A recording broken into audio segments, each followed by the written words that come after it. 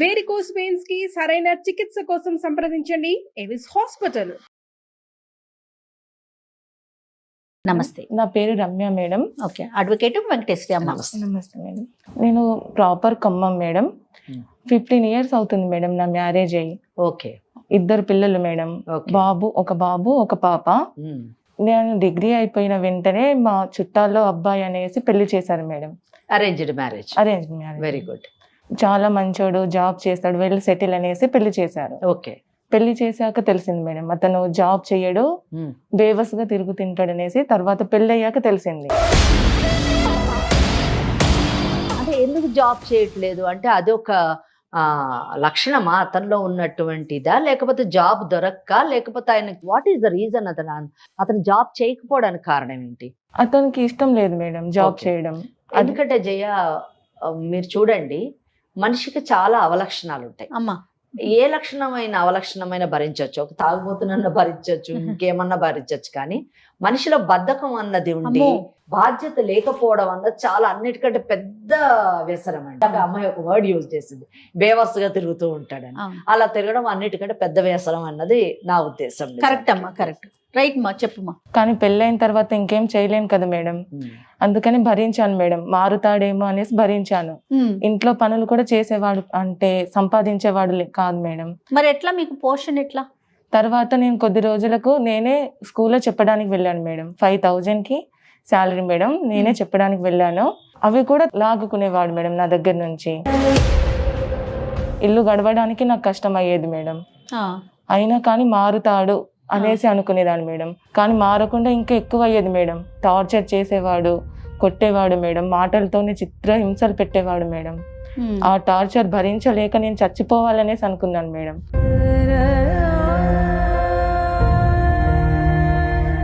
తల్లిదండ్రులు లేరా అండి అతనికి? మీ అత్తమామ లేరా? ఉన్నారు మేడం. మరి వాళ్ళు ఏం చెప్పేవారు కదా? వాళ్ళేం చెప్పేవారు కాదు మేడం. సపరేట్ గా ఉండేవారు? మేము సపరేట్ ఉండేవాళ్ళం. వాళ్ళేమి మందలించేవారు కాదు? కాదు మేడం. వాళ్ళకి మీరు చెప్పారా కనీసం? చెప్పాను మేడం. అత్తమామ ఏమనేవారు? మీ ఇష్టం, మీకు మేము ఇచ్చేసాం కదా, మీరు సపరేట్ గా మీరు ఏడవండి అలా చెప్పేవారు మేడం. ఓకే. కానీ తర్వాత అసలు మారకపోగా మళ్ళీ ఎక్కువ చేసేవాడు మేడం. చిత్రహింసలు ఎక్కువ చేసేవాడు. అనుమానం, ఎప్పుడు అనుమానం లక్షణాలు ఉన్నాయి. ఇదంతా తట్టుకునేదాన్ని మేడం. ఎందుకంటే పిల్లలు ఉన్నారు మేడం. పిల్లలు కూడా ఉన్నారా? పిల్లలు 2 మేడం. 7 years బాబు, 5 years పాప మేడం. ఓకే. మా ఇంటికి వెళ్ళి మళ్ళీ డబ్బులు కావాలి, కట్నం కావాలి, ఇంకా నాకు తక్కువ ఇచ్చారు, నాకు ఇంకా కావాలి అనేసి వాళ్ళని కూడా కొట్టాడు మేడం. కాదమ్మా, 7, 5 years 2 పిల్లల్ని పెట్టుకొని కూడా ఇంకా మారకుండా ఇంకా కొట్టడం, ఇంకా ఎన్ని సంవత్సరాలు భరిస్తావు? అది కాదు, ఇక్కడ మీరు గమనించదగ్గ విషయం ఏంటంటే 7 years బాబు ఉన్నాడంటే 8 years అయి ఉంటుంది మ్యారేజ్ అయ్యి. 8 సంవత్సరాలు ఈమె భరించడం అది కదా. ఆయనని పోషించాలి, ఎదురుపెట్టి పోషించాలి, ఆయన యొక్క అవలక్షణాలన్నీ భరించాలి, పైగా తన్నులు తింటూ ఉండాలి, కంటిన్యూ చేయాలి, అతని టార్చర్ ని భరించాలి. తర్వాత ఏమైందమ్మా? పిల్లల కోసం ఇవన్నీ భరించాను మేడం. అదేలే. కానీ ఇంకా నా వల్ల కాలేదు మేడం. అదేలే, ఇంకా వద్దు, నా పిల్లల్ని నేను చూసుకుంటా, ఇతను నాకు వద్దు అనేంత విరక్తి పుట్టింది మేడం నాకు. ఇంకా వదిలేద్దాం అనేసి మా పేరెంట్స్ కి చెప్పాను మేడం. వాళ్ళు కూడా ఓకే అన్నారు. ఓకే అన్నాక పెద్దల సమక్షంలో మేము మాట్లాడి విడిపోయాం మేడం. పెద్దల సమక్షంలో విడిపోయిన కోర్టు ద్వారానే తీసుకున్నారు కదా విడాకులు? అవును మేడం, కోర్టు ద్వారానే తీసుకున్నాం. ఎందుకంటే జయ గారు, ఇక్కడ నేను ఒక విషయం చెప్పాలనుకుంటున్నాను, అంటే చూస్తున్నటువంటి ఆడియన్స్ కి చెప్పాలనుకుంటున్నాను. చాలా మంది పల్లెటూర్లలో కానీ ఈవెన్ సిటీలో కూడానండి, మా పెద్దలు కూర్చొని విడాకులు ఇచ్చారండి అని ఏదో వాళ్ళు రాసుకున్న పత్రం తీసుకొని వస్తారు, లేదా పోలీస్ స్టేషన్ లో విడాకులు తీసుకున్నామండి అని వస్తుంటారు, లేదా కుల పెద్దలు లేదా గ్రామ పెద్దల మధ్యన విడాకులు తీసుకున్నామండి అని వస్తుంటారు. ఇలా తీసుకున్న ప్రతి ఒక్కరికి చెప్పదలుచుకున్నాను, లేదా భవిష్యత్తులో ఇలా ఎవరైనా తీసుకోవాలని ఆలోచన ఉంటే కానీ చెప్తున్నాను, ఈ విడాకులన్న ఈ పత్రాలు ఇవన్నీ ఏవి చెల్లుబాటు కాదండి. ఒక న్యాయవాదులకి విడాకులు ఇచ్చే అధికారం లేదు, కుల పెద్దలకి విడాకులు ఇచ్చే అధికారం లేదు, లేదా పోలీస్ వ్యవస్థకి విడాకులు ఇచ్చే అధికారం లేదు, లేదా ఇంట్లోని పెద్ద మనుషులు, బంధువులు, ఈళ్ళ తల్లిదండ్రులు, వాళ్ళ తల్లిదండ్రులు విడాకులు ఇచ్చేటటువంటి అధికారం లేదు, లేదా మనలాంటి ఇటువంటి కార్యక్రమాల్లోని విడాకులు ఇచ్చేటటువంటి అధికారం లేదు. కేవలమును న్యాయ వ్యవస్థకు మాత్రమే విడాకులు ఇచ్చేటటువంటి అధికారం ఉంది. సో అలా తీసుకున్నటువంటి విడాకులు మాత్రమే లీగల్గా వ్యాలిడ్ డైవర్స్ అంటారు. అప్పుడే ఇంకొక పెళ్లి చేసుకునేటటువంటి అవకాశం ఉంటుంది. కానీ లేకపోతే మాత్రం ఏ చిత్తు పేపర్ కూడా విడాకులుగా కన్సిడర్ చేయబడదు, అది చెల్లుబాటు కాదు. ఇది నేను ఈ అవేర్నెస్ నేను పబ్లిక్ ఇవ్వాలని అనుకుంటున్నాను. అందుకే తప్పకుండా అమ్మా. ఇంకా అంతవరకు నయం చట్ట ప్రకారం డివోర్స్ తీసుకున్నారు. సరేనమ్మా, తర్వాత ఏం జరిగింది? తర్వాత మేమిద్దరం విడిపోయాం. పిల్లల్ని ఇంకా చూసుకోవాలి కదా మేడం, ఇంకా నాకు తప్పదు కదా మేడం. వాళ్ళ భవిష్యత్తు బాగుండాలనేసి నేను ఇంకా ఏ రిలేషన్ వద్దు, ఇంకా నాకు ఏ బంధం వద్దు అనుకొని నేను మళ్ళీ ఆ సిచ్యువేషన్ నుంచి బయటపడి హైదరాబాద్ వచ్చాను మేడం. హైదరాబాద్ వచ్చి ఎంసీఏ చేశాను మేడం. కోర్సు చేస్తూ నాకు లక్కీగా సాఫ్ట్వేర్ జాబ్ వచ్చింది మేడం. సంతోషం. ఇది జాబ్ చేస్తున్నప్పుడు అసలు అక్కడే ప్రాబ్లం మొదలైంది మేడం. అక్కడేం ప్రాబ్లం అయిందమ్మా? నేను జాబ్ చేస్తున్న సమయంలో నాకు పెళ్లి కాలేదు అనుకుని ఒక అబ్బాయి నేను నిన్ను ప్రేమిస్తున్నాను, నేను నిన్ను పెళ్లి చేసుకోవాలనుకుంటున్నాను అనేసి చెప్పాడు మేడం. ఓకే. అతను నాకన్నా 5 years చిన్న మేడం. నీకు పెళ్లి అయింది, ఇట్లా 2 పిల్లలు ఉన్నారన్న విషయం చెప్పావా? తెలియదు మేడం. ఫస్ట్ తెలియకుండానే నన్ను ప్రేమిస్తున్నా అనేసి చెప్పిండు మేడం. అతను ఇష్టపడ్డాను అనేసి చెప్పిన తర్వాత నేను వద్దు, నాకు పెళ్ళయింది, 2 పిల్లలు ఉన్నారు అనేసి నేను చెప్పాను మేడం. Very good. చెప్పాక ఒక 10 days నాకు కనిపించలేదు మేడం. మాట్లాడలేదు. 10 days నాకు కనిపించలేదు. తర్వాత మళ్ళీ ఒక రోజు వచ్చి నీకు పెళ్ళైనా నీ పిల్లల్ని నా పిల్లల్లాగా చూసుకుంటాను, నేను నిన్ను హ్యాపీగా చూసుకుంటాను, నువ్వు ఇప్పుడు ఎలాగో మీ హస్బెండ్తో కలిసి లేవు కదా, నేను నిన్ను చూసుకుంటాను హ్యాపీగా అనేసి అన్నాడు మేడం. బాగుంది. నా పిల్లల స్కూల్లో కూడా ఫాదర్ సిగ్నేచర్ కూడా ఇతందే ఉంది మేడం. హ్యాపీగా చూసుకునేవాడు మా పిల్లల్ని. చేసుకున్నారా?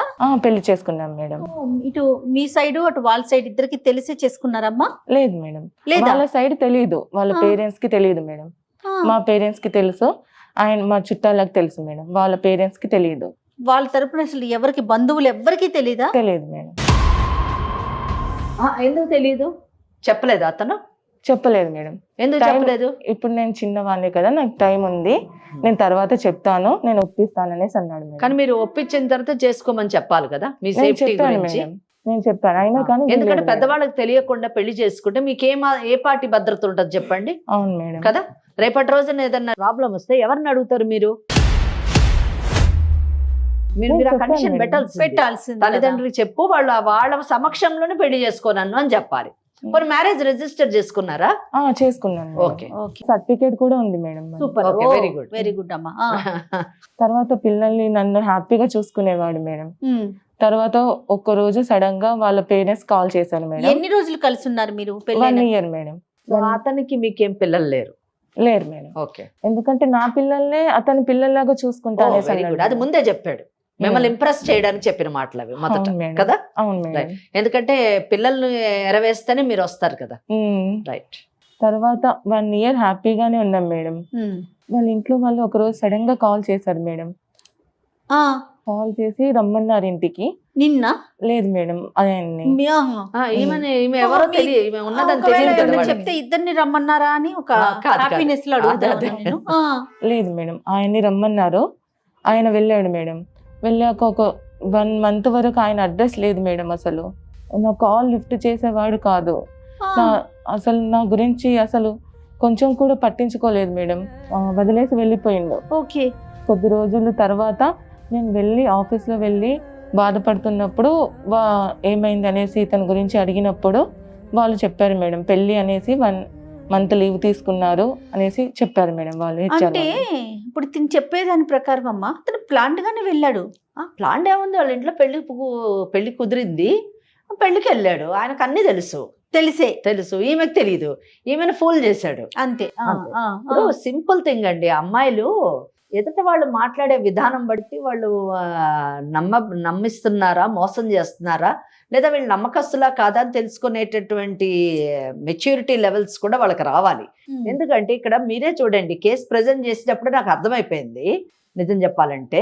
అందుకే నేను ఇందాక అన్నాను, పిల్లల్ని ఎర చూపిస్తేనే కానీ నువ్వు పడవు కదమ్మా అని అన్నాను. మరి దానికి కారణం ఏంటంటే ఆ అబ్బాయి ఏమో చదువుకున్నవాడు, సాఫ్ట్వేర్ ఉద్యోగం చేస్తున్నవాడు, తినకంటే 5 సంవత్సరాలు చిన్నవాడు, ఒక కుటుంబం ఉంది, పెళ్లి చేసేటటువంటి అవకాశం ఉంది, పెళ్లి కుదిరేటటువంటి అవకాశం ఉంది. ఇటువంటి పరిస్థితుల్లో 2 పిల్లలు ఉన్నటువంటి ఒక మహిళని పెళ్లి చేసుకోవాల్సిన అవసరం ఇతనికి లేదు. ఫస్ట్ బిగినింగ్ లో కూడా ఈమె పరిచయం అయినప్పుడు ఈమెకి పెళ్ళైన విషయం తెలియదు అని చెప్పేసి ఈమె అనుకుంది, కానీ ఆయనకు అన్ని తెలుసు. అంతే, పెళ్ళయింది తెలుసు, పిల్లలు ఉన్నారని తెలుసు, అన్ని తెలుసు. ఓన్లీ ట్రాప్ చేయాలనుకున్నాడు, చేశాడు. అంటే ఉట్టిగా పెళ్లి చేసుకుంటాను ఇలా అని చెప్తే పడిపోయే రకం కాదు అని లొంగే రకం కాదు అని తెలుసుకుని పెళ్లి అనేటటువంటి ఒక సెంటిమెంట్ తో కట్టి ఆమెని ఫూల్ ని చేయాలనుకున్నాడు. నీ పిల్లల్ని నేను చూసుకుంటానని మళ్ళీ ఒక పెద్ద ఇది చేయడం. ఇక్కడ చూసారా 2 కేసుల్లో కూడా అంటే మొదట ఉన్నటువంటి భర్త వాడు ఇర్రెస్పాన్సిబుల్, వీడు ఇంకా ఇర్రెస్పాన్సిబుల్. అది అందుకే నేను చెప్పానమ్మా, జీవితంలో 2 సార్లు ఓడిపోయింది, మోసపోయింది. రైట్. తర్వాత ఏమైందమ్మా? నెక్స్ట్ తెలిసినప్పుడు నేను వెళ్ళాను మేడం వాళ్ళ ఇంటికి. వెళ్ళావా? అవును. అక్కడికి వెళ్ళేసరికి వాళ్ళందరూ చుట్టాలు పెళ్లి పనులు అంతా మొదలు పెట్టారు మేడం. నేను వెళ్ళేసరికి ఎవరు అనేసి నన్ను అడుగుతున్నారు. ఆయన ఫ్రెండ్ అని చెప్పాడు మేడం. నన్ను పక్కకు తీసుకెళ్ళి, నువ్వు అంటే నాకు ఇష్టం లేదు, నేను నిన్ను వదిలేస్తున్నా, నువ్వు ఇక్కడ నుంచి వెళ్ళిపో అనేసి అన్నాడు మేడం. ఎందుకు ఇష్టం లేదంటే మరి సంవత్సరం పాటు కలిసి ఉన్నాడు కదా. అదే మేడం, నేను నీ పిల్లల్ని చూసుకోలేను, నిన్ను చూసుకోలేను, నాకు మంచి సంబంధం వచ్చింది, నేను తననే చేసుకుంటాను, నువ్వు ఇక్కడ నుంచి వెళ్ళిపో అనేసి అన్నాడు మేడం. నిలకడలేని వ్యక్తిత్వం. అంతే. ఈ రోజు నువ్వు నచ్చుతావు, రేపు ఇంకోళ్ళు నచ్చుతారు, ఎల్లుండి ఇంకోళ్ళు నచ్చుతారు. సో 1 సంవత్సరం క్రితం ఈమె నచ్చింది, ఈమెతో అవసరం తెచ్చుకున్నాడు. ఈ రోజు మంచి సంబంధం వచ్చింది, ఈ అమ్మాయిని చేసుకున్నాడు. ఒకవేళ ఇంతకంటే ఇంకో మంచి సంబంధం వస్తే ఆ అమ్మాయి దగ్గర కూడా వెళ్ళేటటువంటి అవకాశం ఉంది. సో నిలకడలేనటువంటి వ్యక్తిత్వంతో ఉన్నటువంటి వ్యక్తిని ఈమె నమ్మడం ఈమె ఒక దురదృష్టం. నేను ఇంకా వచ్చేసాను మేడం అక్కడి నుంచి. వాళ్ళ తరపున పేరెంట్స్ తో గానీ వాళ్ళ బంధువులతో గానీ ఎవరైనా మాట్లాడేవా నువ్వు? లేదు మేడం, నాకు ఇంకా ఏం చేయాలో అర్థం కాలేదు మేడం. ఎందుకంటే నేను ఫస్ట్ మోసపోయి ఉన్నాను.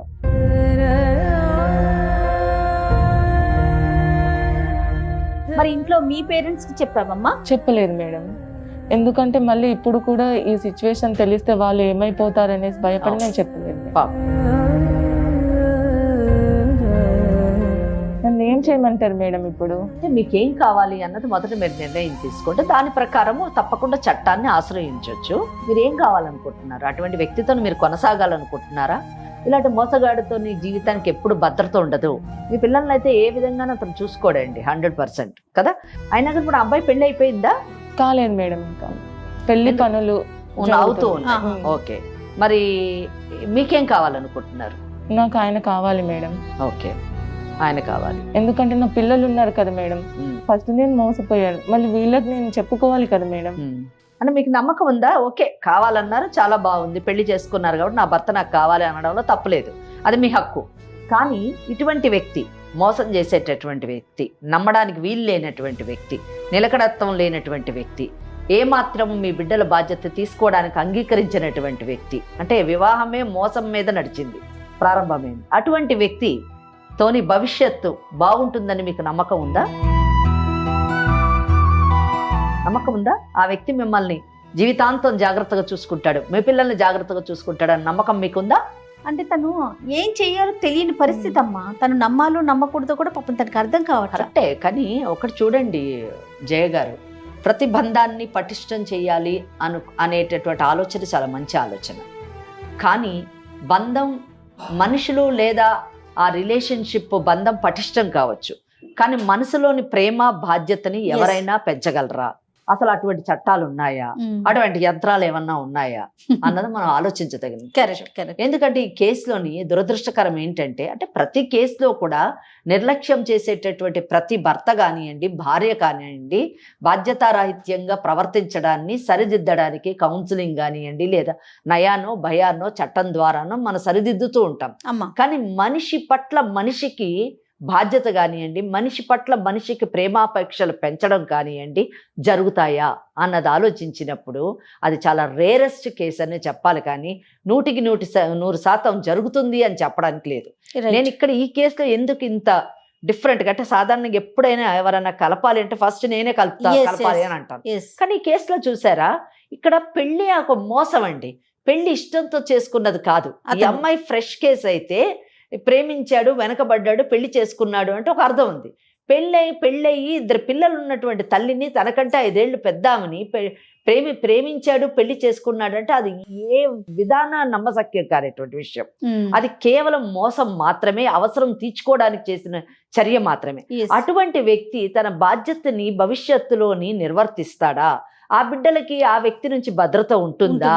ఈమెకు భద్రత ఉంటుందా? ఈ జీవితం కొనసాగుతుందా అనేటటువంటి ప్రశ్నలు చాలా నా మైండ్లో తలెత్తాయి. కాబట్టి ఆ అమ్మాయిని అడుగుతున్నాను, పర్వాలేదు మేడం, ఎలా ఉన్నా పర్వాలేదు, పెళ్ళంటూ అయ్యింది కాబట్టి సమాజం గురించి అయినా నాకు ఒక ప్రొటెక్షన్ గురించి అన్నా ఉండాలి, కంటిన్యూ చేయాలనుకుంటున్నాను, ప్రొటెక్ట్ చేయండి మేడం అంటే అది వేరే విషయం. లేదు మేడం, ఇటువంటి వ్యక్తితో నేను ఉన్నా ఒకటే లేకున్నా ఒకటే, నా బిడ్డల్ని నేను పెంచుకొని నేను ముందుకు సాగుతాను. ఎందుకంటే ఆమె ఫస్ట్ మ్యారేజ్ బ్రేక్ అయినప్పుడే నాకు అసలు ఈ పెళ్లి ఈ జీవితం వద్దని విరక్తి చెందాను మేడం అని చెప్పి. అవునవును. ఇప్పుడు సెకండ్ టైం కూడా ఇలా జరిగినప్పుడు డెఫినెట్లీ అదే ఆలోచన ఆమెకు కలిగి ఉండొచ్చు. కానీ ఆ ఆలోచనకి సొల్యూషన్ నేను ఏదో సూసైడ్ లేదా అవి కాదు, కానీ ఒక పట్టుదల రావాలి. సమాజంలోనే నేను బ్రతకగలను, నా బిడ్డల్ని పెంచుకోగలను, ఇటువంటి మోసపూరితమైన వ్యక్తులతో భవిష్యత్తు ఏంటి, అంధకారం మాత్రమే అనే ఆలోచన కూడా మహిళల్లో రావాలండి, అమ్మాయి. సో ఆ ఆలోచనలో ఉందా, లేదు ఇతనితోనే కొనసాగుతుందా అనేటటువంటి దాంట్లో క్లారిటీ ఉంటే ఏ విధంగా అతన్ని మనం వెనక్కి తీసుకురావచ్చు చట్టం ద్వారా అన్నది నేను చెప్తాను. ఏమ్మా ఏంటి? నా పిల్లల కోసమైనా నేను కలిసి ఉండాలి మేడం. చాలా సంతోషం అండి, ఈమె మంచి నిర్ణయం తీసుకుంది జయ గారు. ఎందుకంటే పిల్లల గురించి నాకు ఆయన కావాలి అని అడిగింది. ఎందుకంటే తండ్రి లేనటువంటి బిడ్డలు ఎటువంటి మానసిక క్షోభకి లోనవుతారు, సమాజంలో వారు ఎన్ని అవమానాలను పొందుతారు అన్న విషయాన్ని ఆమె గమనించడం చాలా గొప్ప విషయమే. రెండోది, భర్త లేకపోతే సమాజంలోని ఆమె ఎటువంటి అగచాట్లు పడాల్సి వస్తుంది, ఎటువంటి అవమానాలకు లోను కావాల్సి వస్తుంది అన్న విషయాన్ని కూడా ఆమె గుర్తించింది. ఈ రెండింటిని దృష్టిలో పెట్టుకొని భర్త కావాలని కోరుకుంటుంది. కాబట్టి మీరు ఒక్కసారి అతనితో మాట్లాడండి. అతను ఆ మాటలు మనం చెప్పినటువంటివి అంటే అతను ఏమంటాడో, అతను ఎందుకు ఈ అమ్మాయిని వద్దనుకుంటున్నాడు, అసలు ఈ అమ్మాయి తరఫున ఏమన్నా తప్పులు ఉన్నాయా అన్న విషయం మనం తెలుసుకోవాలి. తప్పకుండా మరొకసారి కాల్ చేద్దామమ్మా. Okay madam. ఓకే. హలో చెప్పు నవీన్, ఎక్కడున్నావు? ఇంట్లో ఉన్నా. ఇప్పుడు నా పరిస్థితి ఏంటి నవీన్? నువ్వు ఇంటికి వెళ్ళిపోతే నేను పెళ్లి పనిలో ఉన్నాను, డిస్టర్బ్ చేయకు సరేనా? పెళ్లి అంటున్నావేంటి నవీన్? అంతే మరి, నీకు నాకు సెట్ అవ్వట్లేదు. ఎందుకు? ముందు చెప్పావు కదా నువ్వు, నాకు మాట కూడా ఇచ్చావు కదా నువ్వు, నన్ను బాగా చూసుకుంటా అని. అవును, అప్పుడెప్పుడు అన్నాను, అది అనుకున్నాను, బట్ కుదరట్లేదు. నీకు నాకు కుదరట్లేదు. అది అప్పుడు తెలియదా నీకు? నీకు నాకు చాలా ఏజ్ డిఫరెన్స్. యాక్చువల్ గా నీకు 35, నేను చిన్నోడిని. నేను నీకు ముందే చెప్పాను కదా నవీన్. అప్పుడు ఏదో నేను డిసైడ్ అయ్యాను, కానీ ఇప్పుడు నాకు వద్దు. ఇప్పుడు నన్ను ఏం చేయమంటావు? నీకు ఆల్రెడీ 2 పిల్లలు ఉన్నారు, అది అయిపోయింది. కానీ ఇప్పుడు నాకు వద్దు, నీ దారి నువ్వు చూసుకో, ఓకేనా? నాకు పెళ్ళయిందని తెలుసు, నాకు 2 పిల్లలు ఉన్నారని కూడా నీకు తెలుసు. నేను ముందే చెప్పాను, మాకు పెళ్లి కూడా లీగల్ గానే అయింది కదా, మళ్ళీ ఇప్పుడు ఎందుకు నన్ను వద్దంటున్నావు? ఇప్పుడు ఏం చేద్దాం? నేను సుమన్ టీవీకి వచ్చాను మేడం, నాకు ఏదో ఒకటి చెప్పండి మేడం, నాకైతే కావాలి మేడం అతను. ఏం పేరు అన్నావమ్మా? నవీన్. నమస్తే అమ్మా నవీన్. ఎవరు మీరు? అమ్మా నా పేరు జయ, ఇది సుమన్ టీవీ లీగల్ అడ్వైజ్ అనే ప్రోగ్రామ్ నుంచి నేను మాట్లాడుతూ ఉన్నాను. నాతో పాటు అడ్వకేట్ వెంకటేశ్వరి గారు ఉన్నారు. ఓకే, రమ్య మా స్టూడియోకి వచ్చింది తనకి న్యాయం చేయాలని, ఆ విషయంగా నీకు కాల్ చేశామమ్మా. నవీన్, నువ్వు ఒక 5 నిమిషాలు టైం ఇస్తే ఒక్కసారి నీతో మాట్లాడతాం. ఏం న్యాయం చేస్తారండి? ఏం న్యాయం చేస్తాము, ఏం అన్యాయం జరిగిందో మాట్లాడదాం, సరేనా? నువ్వు కొంచెం ఓపిక్గా వినగలిగితే, స్టార్టింగ్ లోనే నువ్వు ఏం న్యాయం చేస్తావని అడిగితే, నువ్వు చాలా న్యాయం చేసావు కదా, ఆ న్యాయం గురించి ఒకసారి మాట్లాడదాం. ఎక్కడున్నావు నవీన్ మీరు? మీకు పెళ్ళయిందా? నేను పెళ్లి పనిలో ఉన్నానండి, చెప్పండి. ఎన్ని పెళ్లిళ్ళు చేసుకుంటారు మీరు? ఫస్ట్ పెళ్లి. ఫస్ట్ పెళ్ళా? ఇదే నీ మొదటి పెళ్లి అంతే? అవును మేడం. అవునా? మరి రమ్య అని ఆ అమ్మాయితో పెళ్లి చేసుకున్నావని, 1 సంవత్సరం పాటు కాపురం చేశావని, రిజిస్టర్ ఆఫీసులో కూడా రిజిస్టర్ అయ్యిందని ఆ పేపర్లు కూడా చూసామమ్మా. అది నువ్వు కాదా అయితే? ఇది నీది వాట్సాప్ నెంబరే కదా, దీనికి మా టీం పంపిస్తారు. ఒక్కసారి ఆ ప్రూఫ్ ఏంటో నువ్వు చూద్దు గాని. నాతో పాటు అడ్వకేట్ వెంకటేశ్వరి గారు ఉన్నారు, ఒక్కసారి మాట్లాడమ్మా. నవీన్, మీరు ప్రూఫ్ అడిగారు కదా, మీకు రమ్య అన్న అమ్మాయి తెలుసా? తెలుసు మేడం. ఎలా పరిచయమో? తను నాకు ఆఫీస్ కొలీగ్ మేడం. ఆఫీస్ లో పరిచయం. ఎంతకాలం నుంచి పరిచయం? 2 years మేడం. 2 years. ఆ అమ్మాయికి పిల్లలు ఉన్నారా? ఉన్నారు మేడం. ఉన్నారు. 2 పిల్లలు ఉన్నారు. వాళ్ళు మీకు పుట్టారా? లేదు మేడం. ఎవరికి పుట్టారు? ఏమో తెలియదు. అంటే ఆమె భర్తకు పుట్టారా లేకపోతే మీకు తెలియదా? నాకు తెలియదు మేడం. మీకు తెలియదు. సరే, పిల్లలు ఉన్నారు. ఓకే, మీకు తెలియదు. సరే, ఒక్కటి మాత్రం మీకు తెలుసు అనుకుంటున్నాను, మీకు రమ్యకి పెళ్ళయింది, అవునా కదా? కాదు, ఫేక్ మేడం అది. ఏది ఫేక్? Registration certificate ఫేకా? అమ్మ ఒక్క నిమిషం, మన వాళ్ళని అడుగుతాను. అమ్మ సర్టిఫికేట్ పంపించారా? గని పంపించారా? రైట్, ఒకసారి చూసుకోమనండి అమ్మ. మీకు వచ్చినటువంటి ఇప్పుడు వాట్సాప్ లో పంపించాము ఆ మ్యారేజ్ రిజిస్ట్రేషన్ సర్టిఫికేట్ లో మీకు రమ్యకి పెళ్ళైనట్టుగా ఉంది. మీకు ఇప్పుడు పంపించిన సర్టిఫికేట్ కాకుండా మాకు రమ్య కొన్ని ఫోటోలు చూపించింది. ఆ ఫోటోల్లోని రమ్య బంధువులు వాళ్ళ తల్లిదండ్రుల మధ్యన మీకు సాంప్రదాయపరమైనటువంటి పెళ్లి కూడా జరిగింది. దీనికి ఏమంటారు? అవును మేడం. మరి ఇది సీక్రెట్ మ్యారేజ్ ఎలాగైంది?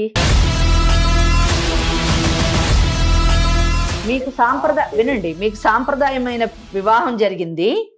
అలాగే మీరు సంవత్సరం నుంచి వైవాహిక జీవితాన్ని గడుపుతున్నారు. నేను ముందు అడిగిన ప్రశ్నలన్నిట్లోని అంటే ఆమె వయసు చిన్నది అన్నది మీకు తెలుసు, ఆమెకు ముందు పెళ్ళయింది అన్న విషయము తెలుసు, ఆమెకి 2 పిల్లలు ఉన్నారు అన్న విషయము తెలుసు, మీరిద్దరూ 22 ఏళ్ల నుంచి పరిచయస్తులు అన్న విషయము తెలిసింది. మీకు పెళ్ళయి ఈమెతోని పెళ్ళయి 1 year అయింది అని తెలిసింది. సో నేను చేసిన క్రాస్ ఎగ్జామినేషన్లో మొత్తం వాస్తవాలు బయటకు వచ్చాయి. ఆ అమ్మాయి మాకేం చెప్పిందో అవన్నీ మీ చేత నేను చెప్పించాను. ఇటువంటి పరిస్థితుల్లోని మీరు ఒక సాఫ్ట్వేర్ కంపెనీలో పనిచేస్తున్నారు కదా, అవునా కదా? అవును మేడం. ఏం చదువుకున్నారు? MBA చేశారు. సరే, ఒకటి చెప్పండి నవీన్, మనకి ఒక చట్టం ఉంది, తెలుసా మీకు ఆ సంగతి? తెలియదు. చట్టం అసలు దేశానికి చట్టం ఉందన్న తెలియదా? తెలుసు మేడం. తెలుసు కదా, దాన్ని గౌరవిస్తారా మీరు? గౌరవిస్తాను. సో మనకున్నటువంటి చట్టం ప్రకారము ఒక పెళ్లి అయిన తర్వాత ఆ పెళ్లి రద్దు కాకుండా ఆ భార్య బ్రతికుండగా ఇంకొక వివాహం చేసుకోకూడదు. అలా చేసుకున్నటువంటి వ్యక్తికి 8 నుంచి 10 ఏళ్ల మటుకు శిక్ష పడుతుంది. అది ఫస్ట్ థింగ్. కనుక మీరు మీ రమ్యతోని చేసుకున్నటువంటి వివాహం ఇంకా పరిగణలో ఉండగా ఇంకొక వివాహం చేసుకొని ఒక క్రిమినల్ కేసులో పడి మీ ఉద్యోగాన్ని పోగొట్టుకొని మీ యొక్క జీవితాన్ని పోగొట్టుకోవాలనేటటువంటి నిర్ణయం తీసుకుంటారా, లేదా చేసుకున్నటువంటి వివాహాన్ని గౌరవించి రమ్యతోని మీ యొక్క వైవాహిక జీవితాన్ని గడుపుతారా అన్న నిర్ణయం మీరు తీసుకోవాలి. ఇది ఫస్ట్ థింగ్. రెండోది, రమ్య చట్టం కంప్లీట్ గా ఆమెకు సపోర్టివ్ గా ఉంది ఈ కేసులో. ఎందుకంటే ఆమె ఈరోజు మీరు పెడుతున్నటువంటి మానసిక శోభకి లోనయ్యి ఆమె మీ పైన గృహహింసా చట్టాన్ని ఇన్వోక్ చేసి సెక్షన్ 12 ఆఫ్ DVC యాక్ట్ ప్రకారము 12 నుంచి ఆమె మీ ఇంటికి అంటే మీ అమ్మ నాన్న అంటే వాళ్ళ అత్తగారు మామగారు ఉన్నటువంటి ఇంటికి వచ్చి ఆమె రెసిడెన్షియల్ ఆర్డర్ తీసుకొని వచ్చి ఆ ఇంట్లో ఉండొచ్చు. రెండోది, ఒకవేళ మీరు ఆమెను కొట్టి తిట్టి బయటకు పంపిస్తాము అనేటటువంటి ఆలోచన వెంటనే వస్తే అది కూడా రావడానికి వీలు లేదు అని చెప్పడానికి ఆమె ప్రొటెక్షన్ ఆర్డర్ తీసుకోవచ్చు. మూడవది, ఆమె మేము తిండి పెట్టము, ఆమె తిండి లేకపోతే ఇంకేం చేస్తుంది, ఇంట్లోంచి బయటకు వెళ్ళిపోతుంది అనే ఆలోచనలో కానీ మీరుంటే అది కూడా జరగదు అని చెప్పడానికి ఆమె భరణాన్ని క్లెయిమ్ చేయొచ్చు. ఇంకా ముందుకు ఇంకొక అడుగు ముందుకేసి ఆమె యొక్క పరువు తీస్తాము, ఆమెను మెడబెట్టి బయటకు గెంటుతాము, 10 మందిలో ఆమెను అవమానిస్తాము, లేదా వాళ్ళ తల్లిదండ్రులను అటాక్ చేస్తాము అనేటువంటి పిచ్చి ఆలోచనలు కానీ ఏమన్నా చేస్తే దానికి గాను ఆమె మీ దగ్గర నుంచి డ్యామేజెస్ క్లెయిమ్ చేయొచ్చు. ఇలాగా ఇన్ని విధాల ఇన్ని కేసులు మిమ్మల్ని చుట్టుముట్టితే ఎటు చూసినా కానీ మీకు కానీ మీ తల్లిదండ్రులకు కానీ అన్నదమ్ములకు కానీ అక్కచెల్లులకు కానీ ఎవరన్నా కానివ్వండి అసలు ఇక భవిష్యత్ అంటూ ఉండదు. జీవితం అంతా అంధకారం, జీవితం అంతా ఒకటి కోట్లు చుట్టూ తిరుగుతూ ఆ ఇచ్చేటటువంటి వాళ్ళు అంటే మీకు ఇప్పుడు ఎవరో పెళ్లి సంబంధం కుదిరిందన్నారు కదా, వాళ్ళకి మీకు పెళ్ళయి భార్య ఉందన్న సంగతి తెలిసి ఉండకపోవచ్చు. ఇప్పుడు మేము మీ రిజిస్ట్రేషన్ సర్టిఫికేట్ని మీకు మీ పెళ్లి ఫోటోగ్రాఫర్ని అన్ని వాళ్ళకి పంపిస్తాం. అవి చూసిన తర్వాత కూడా వాళ్ళ అమ్మాయిని మీకు ఇచ్చి పెళ్లి చేశారంటే వాళ్ళకంటే మూర్ఖులు లేరు. వాళ్ళు వాళ్ళ అమ్మాయి యొక్క గొంతు కోయడానికి సిద్ధమయ్యారు అని అర్థం చేసుకోవాలి మనం. కనుక మీకు ఏ విధంగా కూడా పెళ్ళి అయ్యేటటువంటి అవకాశం లేదు. మీకు పెళ్లి అయ్యింది, ఈయన వేరే పెళ్లి చేసుకోవడానికి ప్రయత్నిస్తున్నాడు అని ఆమెకు పబ్లిక్ నోటీస్ కూడా ఇచ్చేటటువంటి అవకాశం ఉంది. కనుక పిచ్చి వేషాలు వేయకుండా ఒక చదువుకున్నటువంటి వ్యక్తిగా, ఒక యంగ్స్టర్గా వైవాహిక జీవితాన్ని గడపడానికి సిద్ధమయ్యి వివాహ బంధానికి విలువనివ్వండి, మన చట్టాన్ని గౌరవించండి. లేని పక్షంలోని చాలా మీ జీవితం అస్తవ్యస్తమై అంధకారం అయిపోతుంది. Please try to understand and please drop the idea of getting married again and kindly lead your marital life with Ramya and be happy. Okay? వినిపించిందా నవీన్? నాకు ఇష్టం లేదు తను. ఇష్టం లేకపోతే ఒక పని చెయ్యి. ఇష్టం లేకపోతే నువ్వేం చేయాలనుకుంటున్నావు అది చెయ్యి. ఆమె చేత మేము ఏం చెయ్యాలో అది చేయిస్తాము. ఇప్పుడు చెప్పిన కేసులన్నీ వేయిస్తాము. ఆ తర్వాత నువ్వే వచ్చి నువ్వే నాకు కావాలి, నువ్వే దేవతవని కాళ్ళు పట్టుకుంటాం. కాదు నవీన్, అర్థమైందా? నవీన్ అసలు మీరు ఏం మాట్లాడుతున్నారు? మేడం ఎంత క్లియర్ గా చెప్తా ఉన్నారు. నీకు ఎన్ని సెక్షన్లు ఉన్నాయి, ఎన్ని చట్టాలు ఉన్నాయి, ఎటు నుంచి చూసినా కూడా మొత్తం పూర్తిగా ఆ అమ్మాయికి సపోర్టివ్ గా ఉన్నాయని చెప్తా ఉన్నా కూడా నాకు ఇష్టం లేదు. అదొకటే మాట. మీకు ఇష్టం లేకుండా ఎందుకున్నారు మరి? ఒక సంవత్సరం పాటు అమ్మాయితో ఎందుకున్నావు? అమ్మాయి పెద్దదని తెలీదా? 2 పిల్లల తల్లి అని తెలీదా? ఏం మాట్లాడుతున్నావు? నీ ఇష్టమే అంతా. మనం ఒక సమాజంలో ఉన్నామమ్మా. ఏమి అడవుల్లో అరణ్యాల్లో లేవు నీ ఇష్టం వచ్చినట్టు నువ్వు బిహేవ్ చేయడానికి. కాదు, ఒక అడ్వకేట్ మేడం నీకు ఇన్ని సెక్షన్లు ఉన్నాయిరా నాయనా, నీకు ఇంత శిక్షలు పడే అవకాశాలు ఉన్నాయి, నీతో పాటు నీ కుటుంబం, నీ భవిష్యత్తు అంతా నాశనం అవుతుందని చెప్పినా మొత్తం విని నాకు ఇష్టం లేదని ఒక 1 word లో చెప్తున్నావు నువ్వు. ఇష్టం లేదని అలాగే ఉండు. ఫస్ట్ నీ జాబ్ తీయిస్తాము. క్రిమినల్ కేసు వేస్తే ముందు జాబ్ ఊడిపోతుంది. ఆ తర్వాత మీ అమ్మ నాన్న ఎవరెవరు ఉన్నారో అందరు లోపలికి వెళ్తారు. వాళ్ళని చూస్తూ ఆనందిద్దు. నువ్వు పెళ్లి కూడా చేసుకున్నావు, ఇంకో పెళ్లి. ఆ పెళ్లి చేసుకున్న తర్వాత జైల్లో 8 సంవత్సరాలు మీ చేసుకున్న అమ్మాయిని కూడా బెటరు కాపురం చేయడానికి. అర్థమైందా? నువ్వు ఒక్కడమే ఉంటావు జైల్లో. పిచ్చి మాట మాట్లాడద్దు. తెలివిగా ఆలోచించడానికి ట్రై చేయి. మూర్ఖంగా పిచ్చి పిచ్చిగా మాట్లాడద్దు. చదువుకున్నవాడివి. కొంచెం టైం ఇవ్వండి మేడం. ఇలా అన్నావు బాగుంది. టైం ఇచ్చేదే ఉంది. నీకు టైం ఇచ్చినా 10 ఏళ్ళు టైం ఇచ్చినా 10 రోజులు టైం ఇచ్చినా నీకు వేరే ఆప్షన్ లేదు. ఇది ఒకటే ఆప్షన్ అంతే. అర్థమైందా? ప్రతి ఒక్కరికి నీ లైఫ్ ని 2 ఆప్షన్స్. నీకు లైఫ్ ని నాశనం చేసుకుంటావా భవిష్యత్తుని, లేదా చక్కగా హ్యాపీగా ఉంటావా? ఈ రెండిట్లో సెలెక్ట్ చేసుకోవడానికి పెద్ద టైం అక్కర్లేదు. అర్థమైందా? నువ్వు ఫస్ట్ మమ్మల్ని అప్రోచ్ కా అమ్మా, మా దగ్గరికి రా. ఇంకొక విషయం అమ్మా, వాళ్ళ పేరెంట్స్ ని ఒప్పించుకోవాల్సిన బాధ్యత కూడా అబ్బాయిదే ఉంది. మనకెవరికి లేదు, అమ్మాయికి లేదు, మనకి లేదు. ఏమంటారమ్మా? అంతే. ఎందుకంటే మిస్టేక్ చేసింది ఒకటి గుర్తుపెట్టుకో నవీన్, రమ్యకి ఏం ఫరక్ పడదు. ఆల్రెడీ ఒక భర్తకు విడాకులు ఇచ్చింది. నిన్ను కూడా గెట్ లాస్ట్ అనొచ్చు, కానీ నిన్ను మాత్రం ఉట్టికి గెట్ లాస్ట్ అనదు. అన్ని నేను చెప్పిన కేసులు అన్ని వేయించి నీకు బుద్ధి చెప్పి మరీ గెట్ లాస్ట్ అంటది. కనుక అనవసరంగా మిమ్మల్ని కలుస్తా మేడం. నేను కలవండి, కలిసి సెటిల్ చేసుకోండి. ఓకేనా? మిమ్మల్ని ఏం బెదిరించాలన్నది మా ఉద్దేశం కాదు. ఉన్న చట్టాన్ని మీకు చెప్పాము, మీరు బాగుండాలన్నదే మా కోరిక. ఓకేనా అమ్మ? ఈ సందర్భంగా నేను కూడా ఇంకొక విషయం చెప్తున్నానమ్మా, ప్రేక్షకులందరికీ తెలియాలని కూడా. 1 sided వింటున్నారా వీళ్ళు? రమ్య అంటే ఎవరో ఒక బాధితురాలు వచ్చి మాట్లాడేస్తే అయిపోతుందా అనుకుంటున్నారేమో. మన టీం అంతా కూడా ప్రాపర్గా, ఎవరైనా మన దగ్గరికి వాళ్ళ సమస్య ఉందని వచ్చినప్పుడు ప్రాపర్గా ఎంక్వైరీ చేసి, ఇప్పుడు మీకు ఆ రిజిస్ట్రేషన్ ఫామ్ మీకు చూపించాను. అమ్మాయి పెళ్లి అమ్మాయి పెళ్లి ఫోటోలు మీరు చూసారు ఒక అడ్వకేట్ గా. అవన్నీ తీసుకున్న తర్వాతే మనం అదర్ సైడ్ క్లయింట్ తో మాట్లాడుకుందామమ్మా. మేము కూడానండి. ఇప్పుడు కోర్టు అయినా కూడా ఎవరో ఆడపిల్ల వచ్చింది కదా, ఏడ్చేస్తుంది కదా అని ఏం నమ్మమండి. అన్బయాస్డ్ ఉంటాము. 2 వైపులు విన్న తర్వాతే తీర్పుడు ఇవ్వడం జరుగుతుంది. ఇక్కడ నేను కూడా చాలా సందర్భాల్లో చెప్పాను, అమ్మాయి వచ్చి చెప్పింది కదా అని మనం ఏం నమ్మొద్దండి, అవతల వాళ్ళతో మాట్లాడదామని చెప్పాము. ప్రతి కేసులో కూడా మనం మాట్లాడుతున్నాం, వాళ్ళది విన్న తర్వాతే మనము ఒక నిర్ణయానికి వస్తున్నాం. కానీ వితండవాదం చేసేసి నేను అన్నదే కరెక్ట్, ఈ దేశంలో చట్టం లేదు, ఏం లేదు, నేనే చట్టం అని మాట్లాడితే మాత్రం ఉపేక్షించమండి. నవీన్, మీరు యాజ్ ఎర్లీ యాజ్ పాసిబుల్ వచ్చి మేడం కలవండి. దాన్ని బట్టి తర్వాత చూసి ఏం చేయాలో చెప్తారు madam. Right? Okay madam. Right, okay అమ్మా. తనకి ఏం చెప్తారమ్మా మీరు? ఏం లేదమ్మా, నీవు తీసుకున్నటువంటి నిర్ణయం చాలా మంచి నిర్ణయం. మంచికో చెడుకో అతను పెళ్లి చేసుకున్నావు, అతనితోనే జీవితాన్ని గడుపుతా అంటున్నావు. ఈ యొక్క ఉద్దేశాన్ని, నీ యొక్క లక్ష్యాన్ని నేను అభినందిస్తున్నాను.